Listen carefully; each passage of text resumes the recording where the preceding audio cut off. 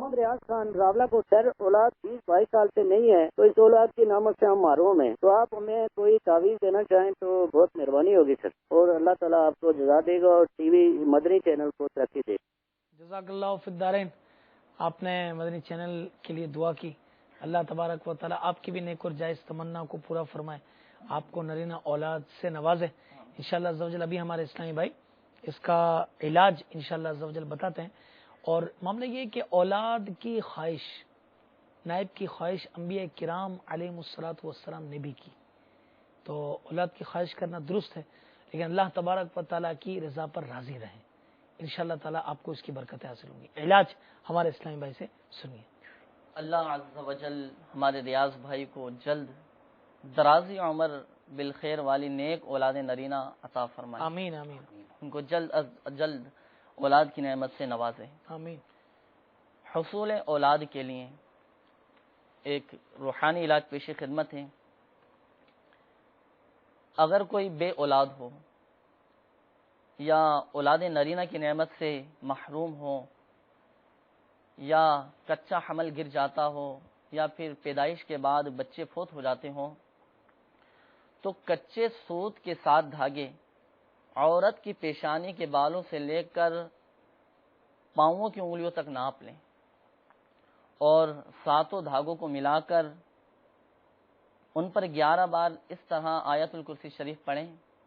کہ ہر بار ایک گرہ لگاتے جائیں اور اس پر آیت الکرسی شریف پڑھ کر دم کرتے جائیں،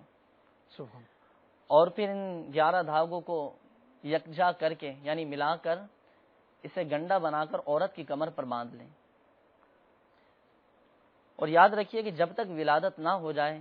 یہ گنڈا عورت کی کمر پر بندھا ہی رہنے دیں، اور جب امید قائم ہو جائے تو گھر کی پکائی ہوئی سفید میٹھی چیز، مثلا سفید میٹھے چاول یا کھیر وغیرہ،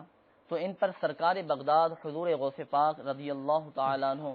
اور حضرت سیدنا شیخ محمد افضل رحمۃ اللہ تعالی علیہ اور سیدنا امام احمد رضا خان علیہ رحمۃ الرحمن کی فاتحہ دلائیں، اور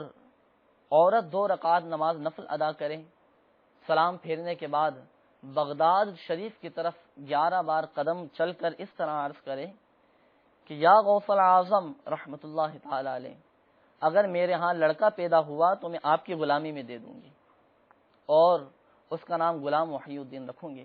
تو اس عمل کی برکت سے انشاءاللہ عز و جل جلد مراد بر آئے گی، اور اللہ نے چاہا تو اولاد کی نعمت ضرور حاصل ہوگی۔ الحمدللہ، کیسا زبردست عمل میٹھے اسلامی بھائیوں، آپ نے سنا کہ ہمارے اسلامی بھائی نے بتایا۔ حضور یہ ارشاد فرمائیے کہ یہ کچے سوت کے دھاگے، اس کی کچھ وضاحت فرما دیں۔ یہ کچے سوت کے دھاگے یہ عموماً کریانے والے جو ہوتے ہیں نا، جی جی، یہ ان کی دکانوں پر ہوتے ہیں، یہ عموماً جس سے وہ باندھتے ہیں، پڑیا باندھتے ہیں، ٹھیک ہے، ایک بڑا سا گول سا ان کے پاس رول ہوتا ہے دھاگے جی کا، اور یہ پڑیا باندھنے کے لیے استعمال کرتے ہیں، وائٹ کلر کا یہ رول ہوتا ہے، صحیح ہے، تو یہی کچے سوت کے 7 دھاگے ہوتے ہیں۔ ٹھیک ہے، تو یہ جو عمل بیان کیا گیا کہ کچے سوت کے 7 دھاگے لے کر عورت کے بال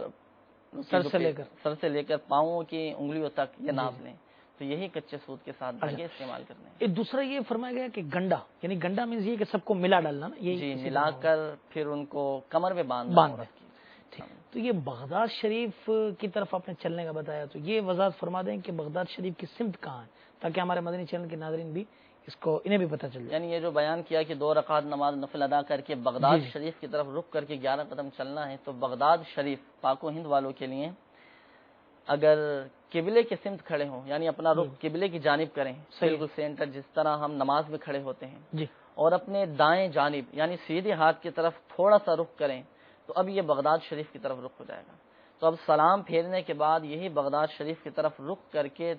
11 قدم چل کر اور اس طرح عرض کرنا ہے کہ یا غوث العظم رحمۃ اللہ تعالی علیہ، اگر میرے ہاں لڑکا پیدا ہوا تو آپ کی غلامی میں دے دوں گا۔ سبحان اللہ۔ تو میٹھے اسلامی بھائیوں اور مدنی چینل کے ناظرین، مثال کے طور پر اگر اس وقت میں